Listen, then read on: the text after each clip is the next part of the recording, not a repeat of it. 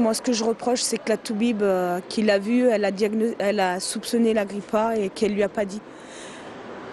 Elle l'a vu, 39,7, en surpoids, il respirait pas bien et elle l'a laissé repartir. Et 3 jours plus tard, Éric Eschbach, son mari de 39 ans, décédera finalement d'une embolie pulmonaire alors qu'il était porteur du virus H1N1, une infection non diagnostiquée par ses médecins, une erreur médicale impardonnable selon sa famille.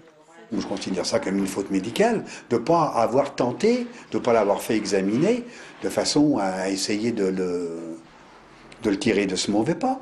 Il y a quand même mort d'homme, si vous voulez. On ne peut pas laisser passer des choses comme ça.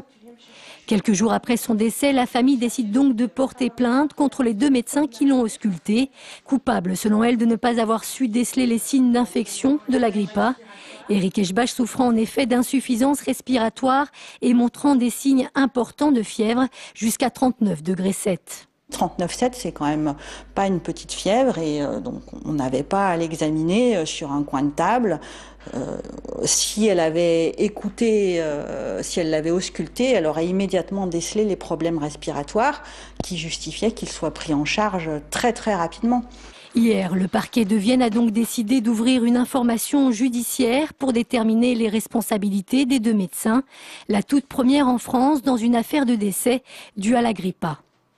J'ai considéré, si vous voulez, qu'il y avait dans ce dossier un certain nombre de questions posées et qu'il convenait donc d'avancer dans les éléments de réponse possibles à apporter à ces questions. Ça ne veut pas dire effectivement qu'aujourd'hui, au niveau donc du parquet, il est considéré qu'il y a une faute médicale d'établie. Le parquet de Vienne a notamment demandé une expertise complémentaire pour connaître les raisons exactes du décès d'Éric Eschbach. L'enquête pourrait durer plusieurs mois.